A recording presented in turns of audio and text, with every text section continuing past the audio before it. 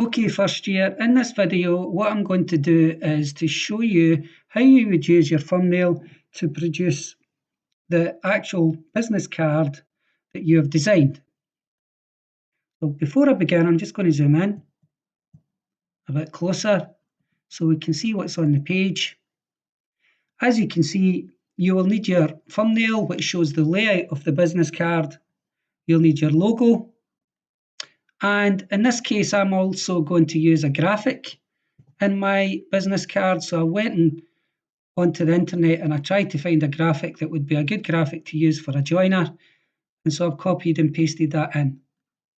I've also, before I started this video, removed the background. You can see there that the background has been removed using Cutout Studio. So now I need to produce a business card. So the first thing I'm going to do is draw a rectangle. Just to have an outline. Okay, so here's my rectangle. Now, before you start to populate this rectangle with the content, you're going to have to make sure that the rectangle is the right size for a business card, because we're going to print it out and laminate it. So I'm going to use a pointer tool to select it and then adjust the length and width to the relevant size. So we're looking for the business card to be about 90 millimeters long and 50 wide. You can see that as I move the cursor, you can see the dimensions and the sizes change. And if you get it approximately that size, then that's fine. Okay. Now, background, I'm going to fill the background, select it and fill the background using brown. I actually want the outline to be black. Right, so there's the first thing that I need to do. I need to then reduce I need to maybe group this first before I reduce it. It's obviously too big, so I need to reduce that logo to the right size and then position it on my business card. Now, you'll notice it's went to the back of the filled colour, so I'm going to select the rectangle and send it to the back, and that will bring the logo back to the front. Let's go back to the business card. It shows us what the layout is. We've got a line here that separates the graphic from the text. So I'm going to draw my line. I'm going to draw it roughly about there. Make sure it's vertical. Okay. Then go to the pointer tool. We now have this graphic that represents the job.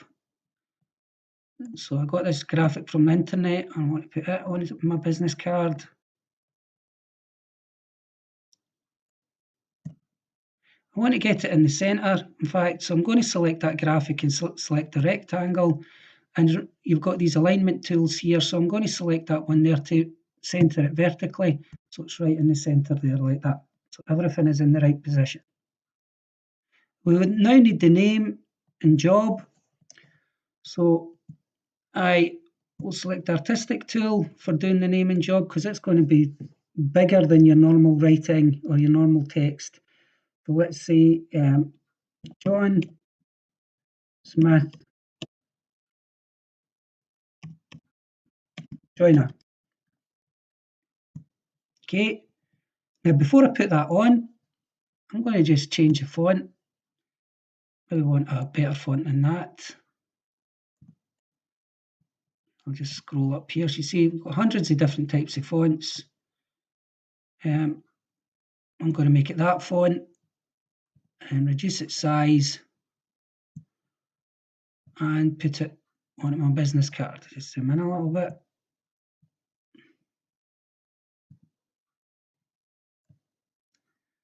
And I'm going to position that. I'm going to put it there.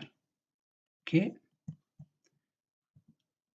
So we've got name and job, we've got logo. The last thing we need is the contact details.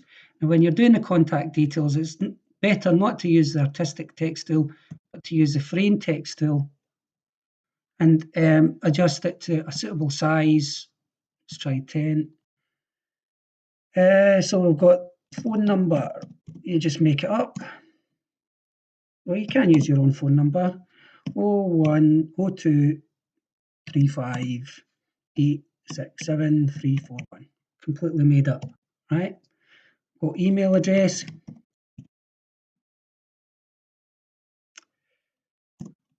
Email address, banks, joiners. Oh, sorry, actually, let's make it Smith's joiners. That makes more sense. Smith joiners at, where's that sign? At gmail.co.com.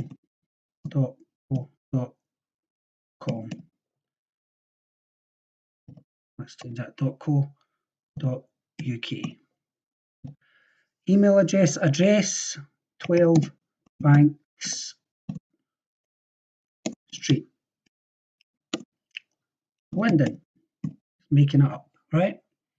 I then want to put that in here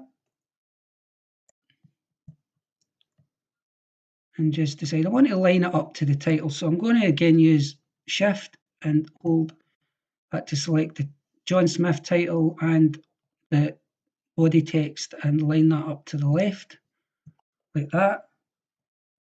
Finally, just want to move this a wee bit more to the corner. And there we have our business card, which I'm now finally just going to group, which represents this person, John Smith, who's a joiner. And you'll see it copies the layout that you produced when you were producing your thumbnails. Remember to also think about colours. Just to finish off, try and choose colours which either contrast each other, or you might choose to use harmonising colours as well. So you need to think about that as well when you're selecting colours. Okay, thank you for listening.